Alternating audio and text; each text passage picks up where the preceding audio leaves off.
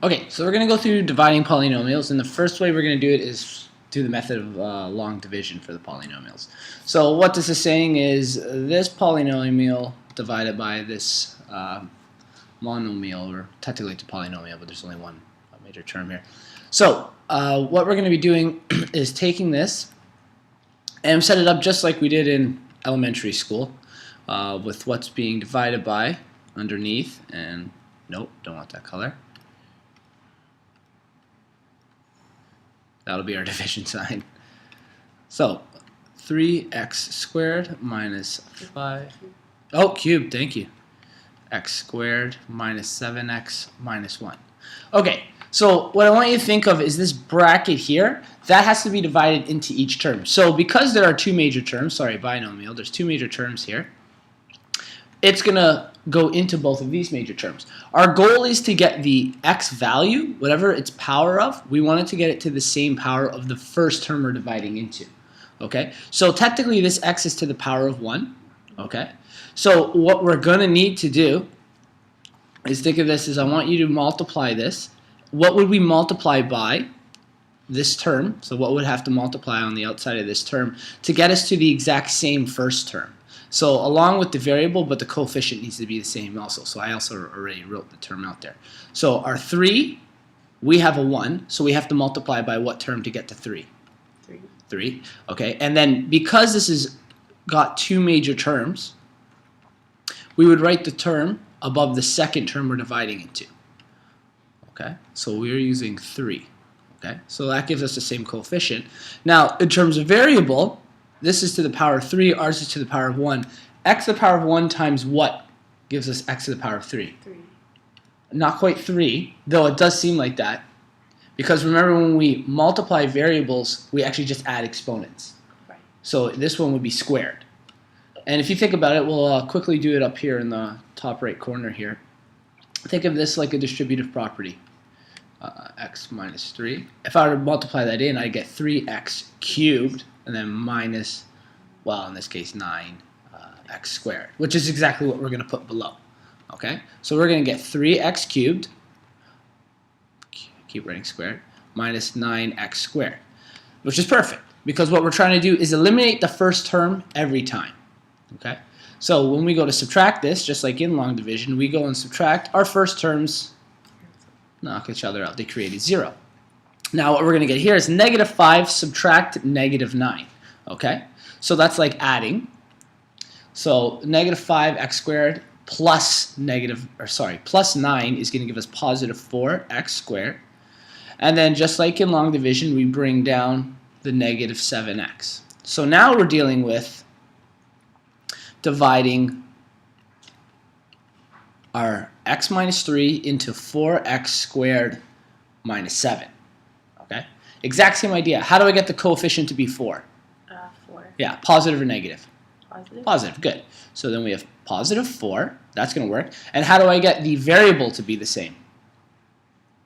X squared. Think about it again. Remember, we pretty much had to just go by whatever's one less than that, right? Because this is to the power of 1. We always add exponents, so it's just going to be 4x, exactly. So 4x we're going to be multiplying by. Do you want me to do that up here in the corner here too? It's okay. Yeah, you think you got it? Okay, so then what we're going to end up with is we're going to get 4x squared, and then 4x times negative 3 is going to give us a negative 12x. Again, with our long division, we're going to subtract. I think I can fit it. And again, our first terms cancel out. This becomes negative 7 minus negative 12, so it's like adding 12. So we're going to be left with 5x. And then we bring down that term, minus 1. Okay.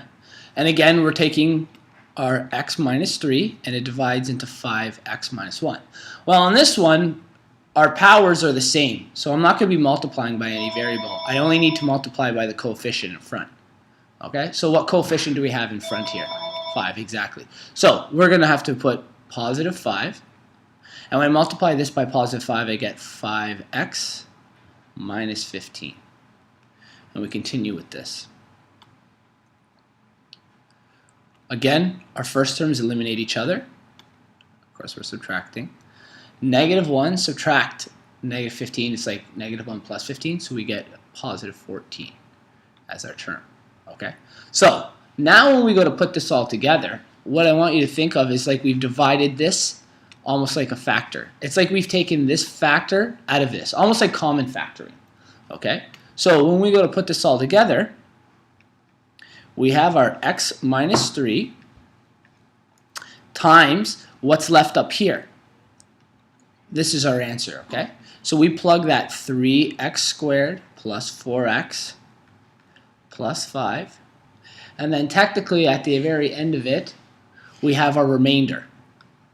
The reason I didn't continue going with this is because I can't fit a variable into no variable. Okay, because there's no variable here, this is considered our remainder. Our remainder is positive 14. So we would add 14 to the end of this. Okay, so that would be your final answer right here. Now, technically we could probably even factor this maybe even a little farther. We could try to see if, because this is a quadratic. But I think in this question they just wanted us to divide that. And a way you can prove it that we got the same answer, we'll zoom in. So we'll check just to make sure we did everything correctly. We'll jump down to this answer again. Okay, so this is, you could consider this the factor form. So we've taken the common factor of x minus 3 out, and we're left with 3x squared plus 4x plus 5. Okay, and then plus 14 here. Is that what they got here? Yeah. And what we're going to do is it's like FOIL except that there's 3 terms. We distribute the x. This is our method of checking. Technically, we're already done for the division part. We multiply it by each of the terms, and then we take the negative 3 and multiply it by every term, and then we collect our like terms. Okay? So we'll do this very quickly. The ones we'll do in red were the x's. So x times 3x squared is 3x cubed. X times positive 4 is positive 4x squared. And x times 5 is 5x. Negative 3 times 3x squared is negative 9x squared. And I'll try to refer these back up to the vision. You'll see where those terms showed up earlier. Negative 3 times positive 4 is negative 12x. And negative 3 times positive 5 is negative 15. And of course, we still have our plus 14 on the outside. Now, I can zoom out just a little. Let's try that. Okay. I want to draw your attention to some of these terms. Okay. Here was our 3x cubed. Here's our 3x cubed. Here's our negative 9x squared. Here's our negative 9x squared. They showed up in our division. Positive 4x squared, positive 4x squared, negative 12x, negative 12x, and positive 5x, and negative 15, negative 15. And of course 14 is our remainder. So all of those terms will show up in our division when we're going through it. So that's also a way we can double check. But really this is the easiest way. We now collect our like terms at the bottom to see if we got our original answer from the beginning. So our 3x squared stands alone. 4x squared minus 9x squared gives us positive 5x squared. 5x minus 12x gives us negative 7x. And negative 15 plus 14 gives us negative 1. Okay? So I'm just going to highlight this. And if you remember the original term that we divided everything into, it's at the very top, was the exact same thing. That's supposed to be cubed. 3x cubed minus 5x squared minus 7x minus 1. That should be cubed. Okay? So there's our long division, and what we did at the end is we checked. So really our long division was done once we set that part up there. Okay? We just did the bottom part and checked it to make sure we had the right answer.